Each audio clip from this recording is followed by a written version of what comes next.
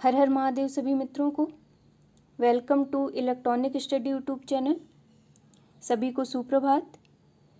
जैसा कि आप सभी को ज्ञात है, आज है रविवार 11 जुलाई।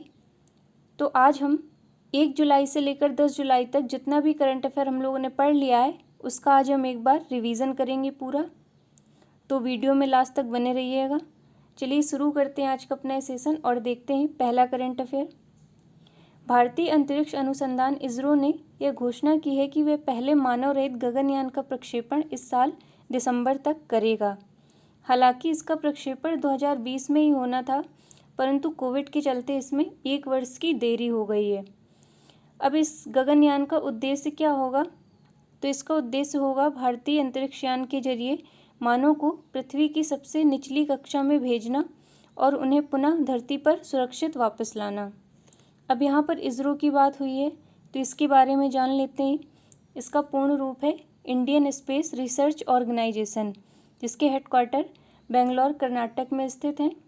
यदि इसकी स्थापना वर्ष की बात की जाए तो यह 15 अगस्त 1969 को स्थापित होता है।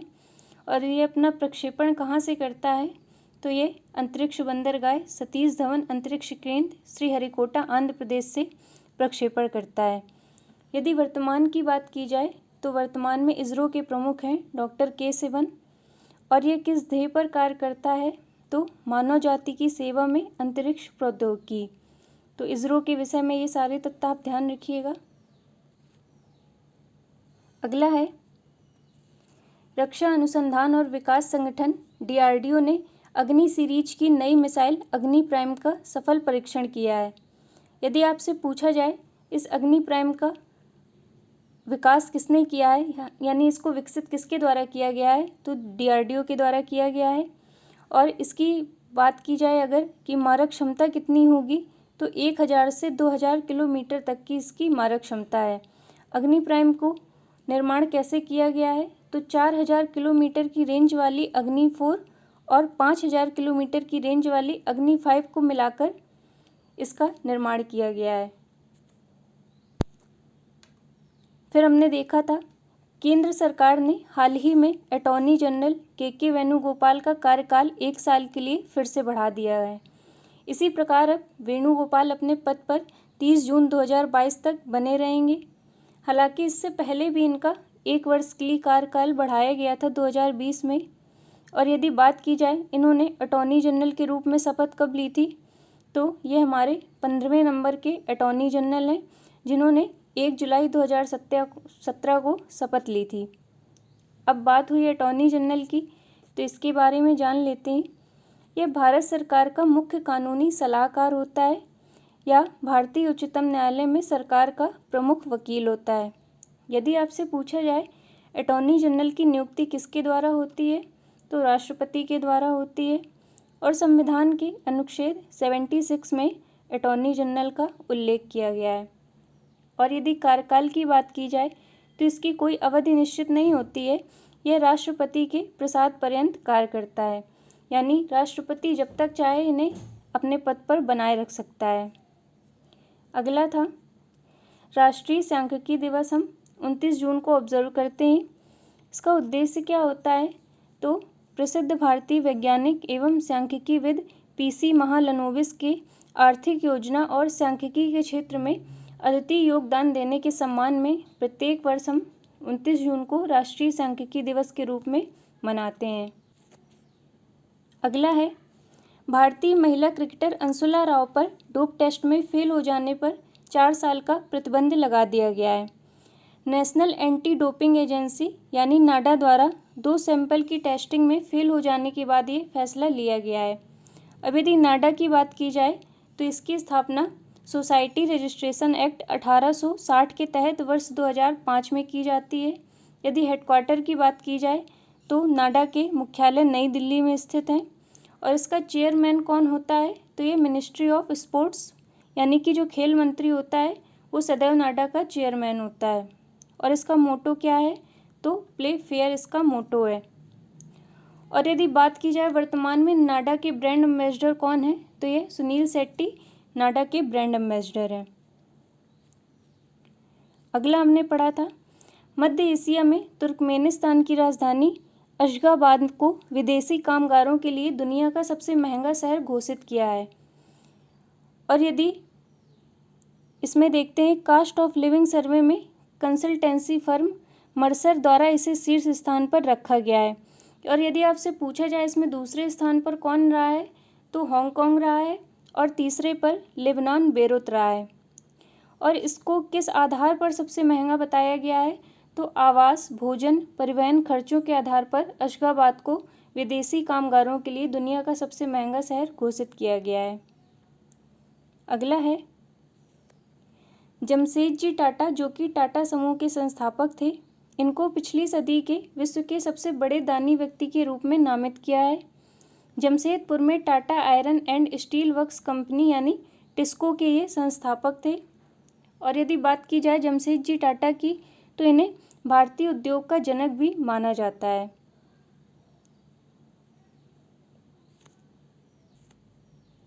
अगला है वरिष्ठ पत्रकार और people's archive of rural India के संस्थापक संपादक पी साईनाथ को जापान के प्रतिष्ठित ग्रैंड फुकुओका पुरस्कार 2021 से सम्मानित किया है। तो इसे ध्यान रखिएगा कि फुकुओका पुरस्कार 2021 किसको मिला है, तो पी साईनाथ को। इसमें आगे देखते हैं, पी साईनाथ एक बहुत प्रतिष्ठित और प्रतिबद्ध कलाकार हैं जिन्होंने भारत में ऐसे गरीब व कृषि आश्रित गांवों की रिपोर्टिंग करी जिनका जीवन बेहद अभाव में गुजरता हो, और ऐसे लोगों की वास्तविकता और जीवन शैली को उन्होंने दुनिया के सामने प्रदर्शित किया। उनके इस अद्वितीय योगदान के लिए उन्हें जापान के प्रतिष्ठित ग्रैंड फुकुओका पुरस्कार से सम्मानित किया गया है। अगला हमने देखा था नेशनल डॉक्टर्स डे, जिसे हम 1 जुलाई को मनाते हैं। यदि शुरुआत की बात की जाए तो इसकी शुरुआत 1991 से होती है। डॉक्टर विधान चंद्र राय, जिन्हें हम बीसी राय के नाम से जानते हैं, ये भारत के एक प्रसिद्ध डॉक्टर थे जिनको सम्मान देने के लिए प्रतिवर्ष नेशनल डॉक्टर्स डे के रूप में मनाया जाता है।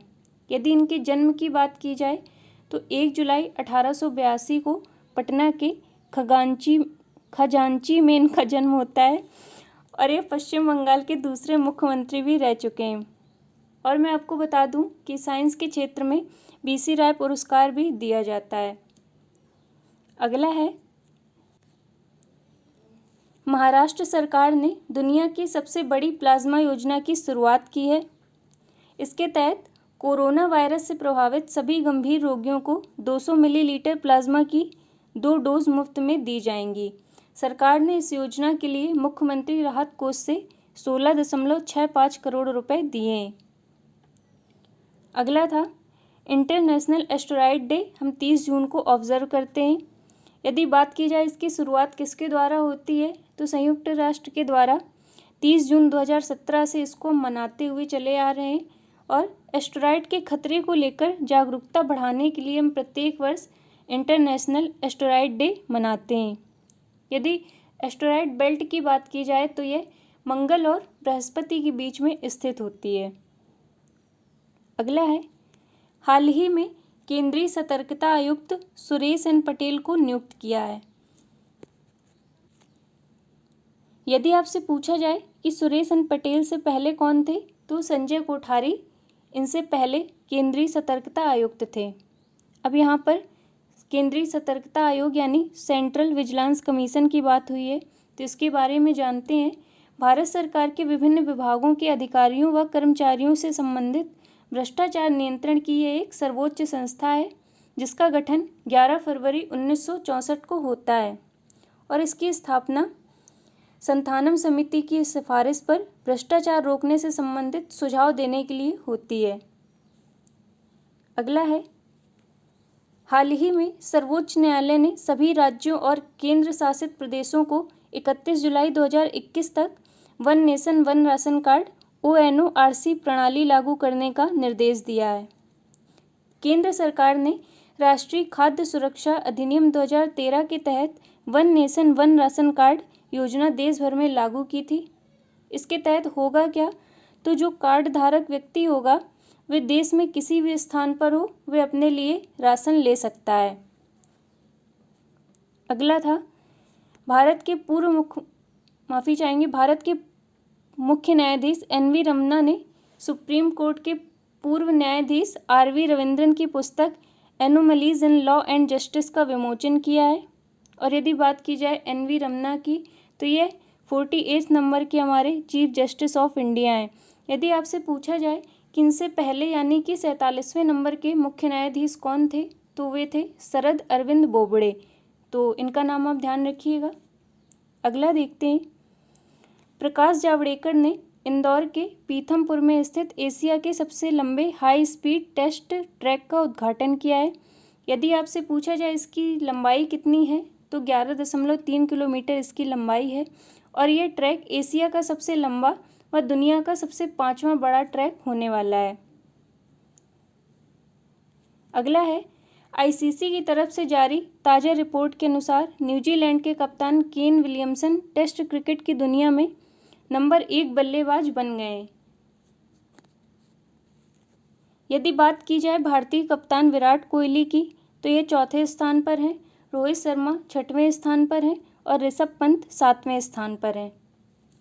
अगला हमने पढ़ा था, उत्तर प्रदेश सरकार ने रेल मंत्रालय को प्रस्ताव भेजा है, जिसमें उन्होंने ये बोला है कि जो झांसी रेलवे स्टेशन है उसका नाम अब रानी लक्ष्मीबाई के नाम पर होगा। अब योगी सरकार के द्वारा कुछ अन्य नामों में भी बदलाव किया गया था, उसको एक बार देख लेते हैं। मुगल सराय स्टेशन का नाम पंडित दीनदयाल उपाध्याय स्टेशन हो गया है। गुड़गांव का नाम बदलकर गुरुग्राम कर दिया गया है। इलाहाबाद अब प्रयागराज है और फैजाबाद का नाम बदलकर अयोध्या कर दिया गया है।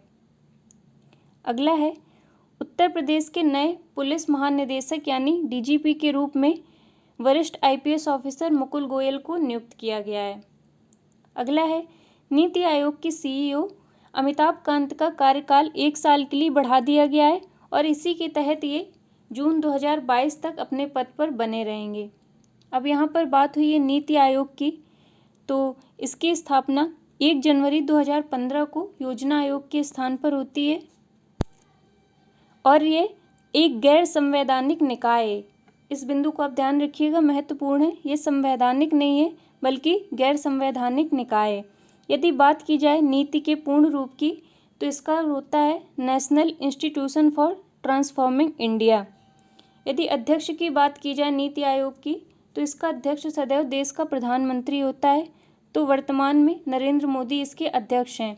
यदि आपसे पूछा जाए नीति आयोग का प्रथम अध्यक्ष कौन था, तो ये भी नरेंद्र मोदी थे, क्योंकि आपको ज्ञात होगा 2014 में मोदी की सरकार आती है और 2015 में इसका गठन होता है। तो पहले अध्यक्ष के रूप में यही नियुक्त हुए थे। यदि वर्तमान में उपाध्यक्ष की बात की जाए, तो डॉक्टर राजीव कुमार हैं और सीईओ श्री अमिताभ कांत हैं। यदि नीति आयोग के प्रथम उपाध्यक्ष की बात की जाए, तो ये अरविंद पानगड़िया हैं और पानगड़िया थे। और यदि प्रथम सीईओ की बात की जाए, तो ये सिंधु श्री खुल्लर थे। अगला है, हाल ही में चीन की कम्युनिस्ट पार्टी ने अपनी 100वीं वर्षगांठ मनाई है। चीनी कम्युनिस्ट पार्टी का गठन कब होता है, तो 1921 में माओ जेडोंग के द्वारा चीनी कम्युनिस्ट पार्टी का गठन होता है। यदि वर्तमान की बात की जाए, तो वर्तमान में चीन के राष्ट्रपति हैं शी चिनपिंग। अगला हमने पढ़ा था, भारतीय सूचना सेवा के अधिकारी एन वेणुधर रेड्डी ने आकाशवाणी में महानिदेशक का कार्यभार ग्रहण किया है। अगला है, हाल ही में पश्चिम बंगाल सरकार ने उच्च शिक्षा के इच्छुक छात्रों के लिए स्टूडेंट क्रेडिट कार्ड योजना की शुरुआत की है। इसके तहत होगा क्या, तो इसके तहत एक छात्र क्रेडिट कार्ड की मदद से उच्च अध्ययन के लिए 10 लाख रुपए तक का सॉफ्ट लोन ले सकता है। यदि अन्य तथ्य में देखा जाए, तो पश्चिम बंगाल के राज्यपाल हैं वर्तमान में जगदीप धनखड़ और मुख्यमंत्री हैं ममता बनर्जी। अगला है, fiercely female the Dutee Chand story का विमोचन हुआ है। तो इसके लेखक कौन है, तो इसको लिखा गया है संदीप मिश्रा के द्वारा। अब दुती चंद की बात हुई है, तो जानते हैं ये उड़ीसा से संबंध रखती हैं और इन्होंने 2019 में इटली में जो वर्ल्ड यूनिवर्सिटी गेम्स हुए थे, उसमें महिलाओं के ट्रैक एंड फील्ड इवेंट्स में गोल्ड मेडल जीता था और इस गोल्ड मेडल को जीतकर वे पहली महिला बन गई थीं जिन्होंने इस इवेंट में गोल्ड मेडल जीता। अगला है, हाल ही में मंगोलिया का सर्वोच्च नागरिक सम्मान आर.के. सभरवाल को दिया गया है। ये आर.के. सभरवाल हैं कौन? तो इंजीनियर्स इंडिया लिमिटेड यानी EIL के ये अध्यक्ष हैं।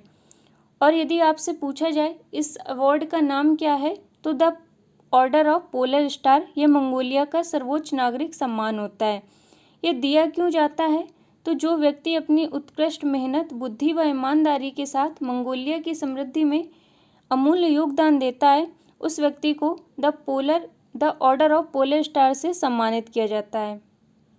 तो ध्यान रखिएगा, सबसे पहले हमने पढ़ा था जो जापान का प्रतिष्ठित पुरस्कार था फुकुओका पुरस्कार, वो पी साईनाथ को मिला है। और जो मंगोलिया का सम्मान है the order of polar star, ये आर.के. सभरवाल को मिला है। अब यहाँ पर मंगोलिया की बात हुई है तो इसकी राजधानी उलानबटोर है। अगला है माना पटेल टोक्यो ओलंपिक के लिए क्वालिफाई करने वाली पहली भारतीय महिला तैराक बन गई हैं। और अब माना पटेल टोक्यो खेलों में 100 मीटर बैक स्ट्रोक में भाग लेंगी। ये पहली महिला तैराक बन गई हैं। और इसके पहले मैंने आपको जून के माह में बताया था कि साजन प्रकाश और श्री हरि नटराजन यह भी पहले तैराक बन गए हैं जिन्होंने टोक्यो ओलंपिक के लिए क्वालिफाई किया है। तो टोटल अब 3 हो गए हैं, जिनमें से पहले थे साजन प्रकाश, दूसरे थे श्री हरि नटराजन और अब तीसरी हैं ये माना पटेल। अगला है केंद्रीय मंत्री सूचना और प्रसारण पर्यावरण मंत्री प्रकाश जावड़ेकर ने पारिजात का पौधा लगाकर वन महोत्सव 2021 की शुरुआत की है। अब यदि बात की जाए वन महोत्सव की, तो इसे हम प्रत्येक वर्ष 1 से 7 जुलाई के मध्य मनाते हैं। और यदि बात की जाए भारत सरकार का वन संपदा बढ़ाने का लक्ष्य, तो इसे 2030 तक रखा गया है। अगला है हाल ही में जंपिंग स्पाइडर प्रजाति खोजी गई है। इसका नाम 26/11 के आतंकी हमलों में शहीद हुए सहायक उप निरीक्षक तुकाराम ओमले के नाम पर ICS तुकारामी रखा गया है। आप सभी को ज्ञात होगा कि 26 नवंबर 2008 को मुंबई के ताज होटल में एक बहुत बड़ा हमला होता है, जिसमें तुकाराम ओमले की सहायता से हम अजमल कसाब को जिंदा पकड़ पाते हैं। तो उनके इस अद्वितीय योगदान के लिए हमने मकड़ी की प्रजाति का नाम इनके नाम पर रखा है। अगला है भारतीय क्रिकेट बोर्ड यानी BCCI ने प्रतिष्ठित खेल रत्न पुरस्कार हेतु भारतीय ऑफ स्पिनर R. अश्विन और महिला क्रिकेटर मिताली राज के नाम की सिफारिश की है। अब यदि बात की जाए राजीव गांधी खेल रत्न अवार्ड की, तो यह भारत में दिया जाने वाला सबसे बड़ा खेल पुरस्कार है। इसका आधार क्या होता है? तो अंतर्राष्ट्रीय स्तर पर पिछले 4 साल की अवधि में खेल क्षेत्र में उत्कृष्ट प्रदर्शन के लिए इस अवार्ड से सम्मानित किया जाता है। अगला है गत 10 मार्च को ही उत्तराखंड के मुख्यमंत्री का पद संभालने वाले तीरथ सिंह रावत ने मुख्यमंत्री पद से इस्तीफा दे दिया था। तो अब कौन बन गए वर्तमान में उत्तराखंड के मुख्यमंत्री? तो पुष्कर सिंह धामी ने नए मुख्यमंत्री का कार्यभार संभाला है। यदि वर्तमान की बात की जाए तो वर्तमान में उत्तराखंड की राज्यपाल हैं बेबी रानी मौर्य। अगला है हाल ही में कॉफ़ी फैमिली से संबंधित एक नई प्रजाति पायरोस्ट्रिया लालजी की खोज की गई है। यदि आपसे पूछा जाए इसकी खोज कहाँ पर हुई है, तो अंडमान द्वीप समूह में इस कॉफ़ी फैमिली की एक नई प्रजाति की खोज हुई है। अगला है ग्लोबल साइबर सिक्योरिटी इंडेक्स में भारत का स्थान क्या रहा है? तो भारत ने 10वां स्थान प्राप्त किया है। पहले स्थान पर अमेरिका, दूसरे स्थान पर UK और सऊदी अरब संयुक्त रूप से रहे हैं और तीसरे स्थान पर एस्टोनिया रहा है। अगला है बुडापेस्ट में आयोजित ग्रैंड मास्टर टूर्नामेंट में भारतीय ग्रैंड मास्टर लियोन मेंडोका को हराकर भारतीय मूल के अमेरिकी शतरंज खिलाड़ी अभिमन्यु मिश्रा दुनिया के सबसे कम उम्र के ग्रैंड मास्टर बन गए। यदि इनकी उम्र की बात की जाए तो ये 12 साल 4 माह 25 दिन के हैं। और इससे पहले ये रिकॉर्ड किसके नाम था? तो ये सरगेई कारजागिन के नाम था, जिनकी उम्र थी 12 साल 7 माह।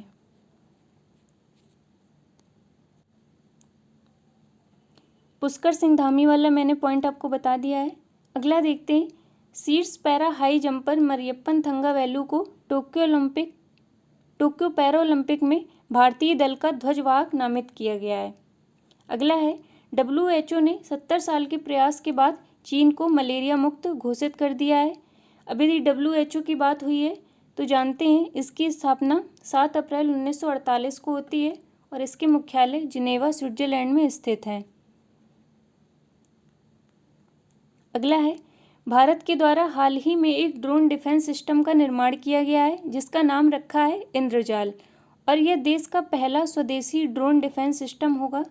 यदि इंद्रजाल की मारक क्षमता की बात की जाए तो 1000 से 2000 स्क्वायर किलोमीटर तक मौजूद खतरों को नाकाम करने में ये सहायक होगा। फिर हमने पढ़ा था ग्लोबल स्टार्टअप इकोसिस्टम इंडेक्स, इसमें भारत 20वें स्थान पर रहा है, और यदि पहले स्थान की बात की जाए तो अमेरिका, दूसरे पर यूके और तीसरे पर इजराइल रहा है। अगला है, भारतीय पहलवान सुमित मलिक को डोप टेस्ट में फेल हो जाने के बाद 2 वर्ष के लिए प्रतिबंधित कर दिया गया है। हालांकि उन्होंने 125 किलोमीटर वर्ग में टोक्यो ओलंपिक के लिए क्वालिफाई कर लिया था, परंतु अब वे इसमें भाग नहीं ले सकेंगे। फिर हमने पढ़ा था राजस्थान क्रिकेट संघ RCA के अध्यक्ष वैभव गहलोत द्वारा बताया गया कि दुनिया का तीसरा सबसे बड़ा क्रिकेट स्टेडियम जयपुर में बनेगा, और इसी के साथ ये दुनिया का तीसरा सबसे बड़ा स्टेडियम होगा और देश का दूसरा सबसे बड़ा स्टेडियम होगा।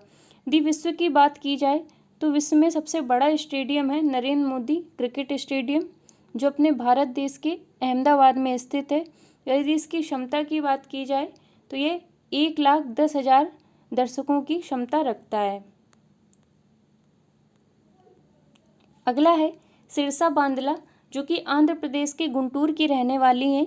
ये भारतीय मूल की दूसरी महिला होंगी जो अंतरिक्ष सफर पर जाएंगी। यदि पहली की बात की जाए तो ये कल्पना चावला थीं, जो 19 नवंबर 1972 को अंतरिक्ष पर गई थीं।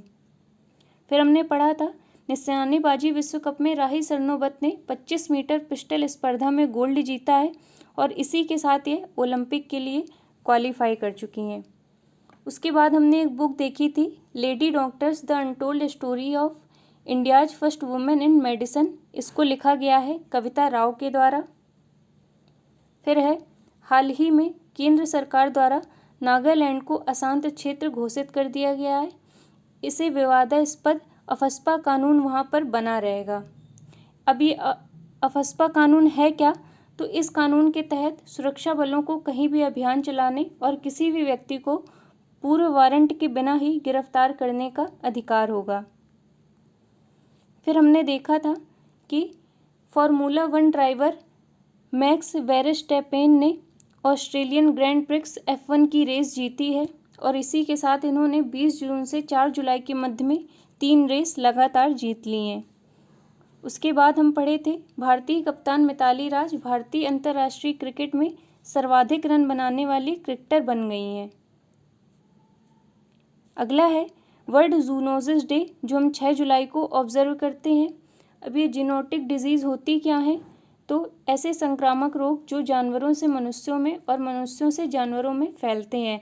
उदाहरण के तौर पर आप इसमें इबोला, स्वाइन फ्लू, एंसेफेलाइटिस और कोविड-19 जैसी बीमारियों को रख सकते हैं।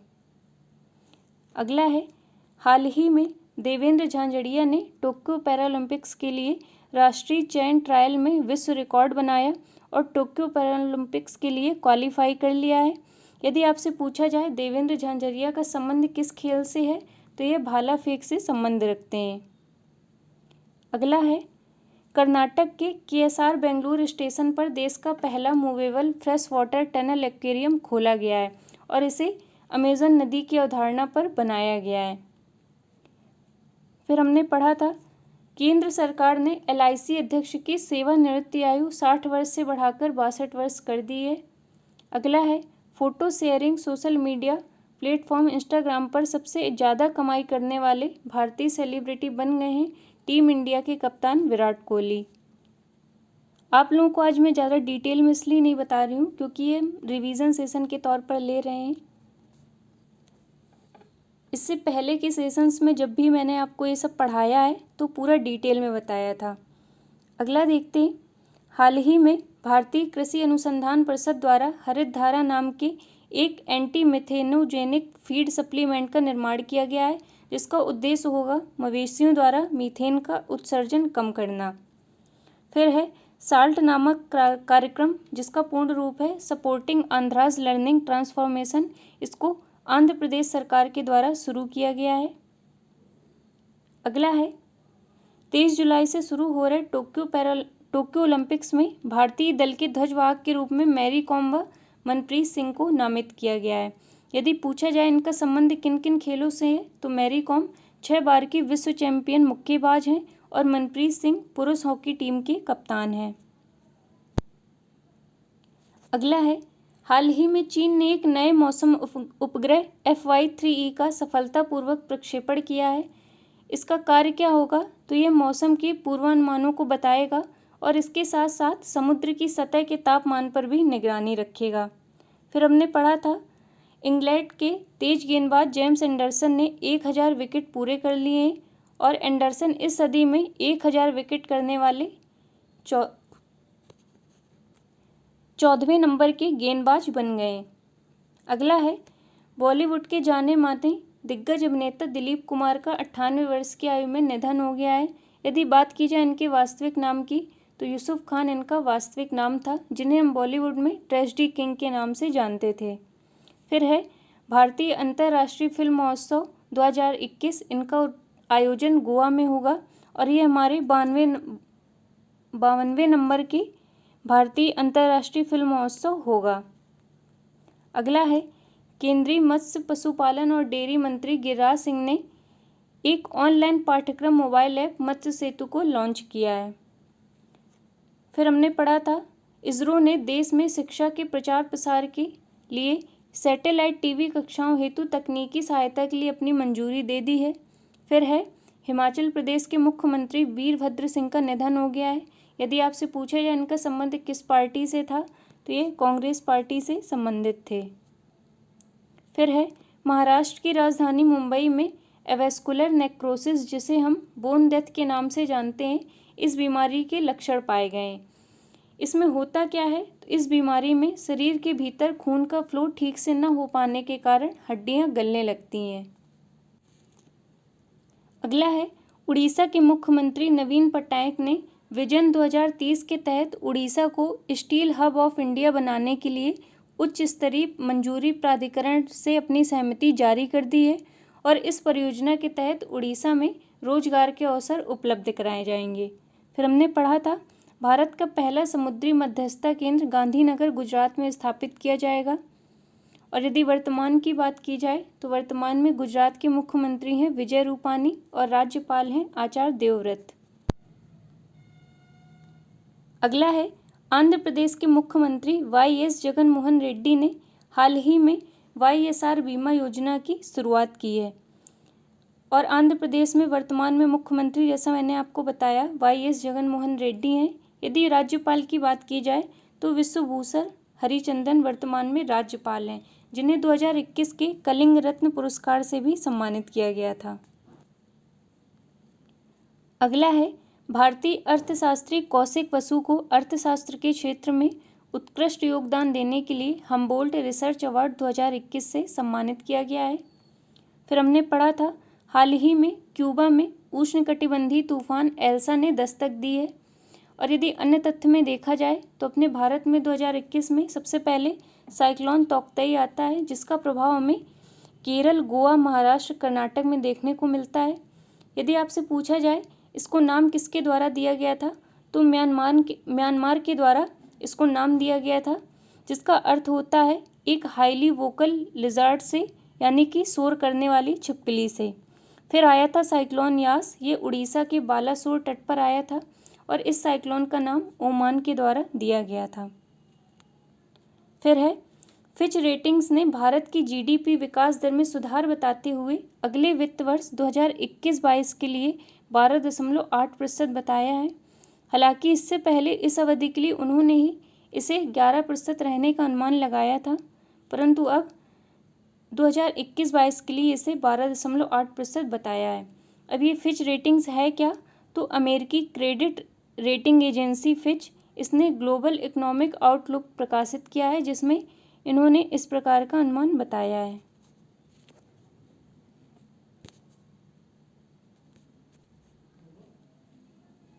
तो आज के सेशन में इतना ही। और एक चीज़, कल मैंने आपको बताया था कि संयुक्त राष्ट्र संघ में वर्तमान में जो महानिदेशक है वो बान की मून है, तो ये मुझसे थोड़ा मिस्टेक हो गई थी, इसे आप सुधार कर लीजिएगा। वर्तमान में एंटोनियो गुटेरेस इसके महानिदेशक हैं, बान की मून इससे पहले थे, तो इसे आप आवश्यक रूप से सुधार कर लीजिएगा अपनी कॉपी पर। तो आज के इस वीडियो में इतना ही, मिलते हैं अपने नेक्स्ट सेशन में। तब तक के लिए धन्यवाद सभी को।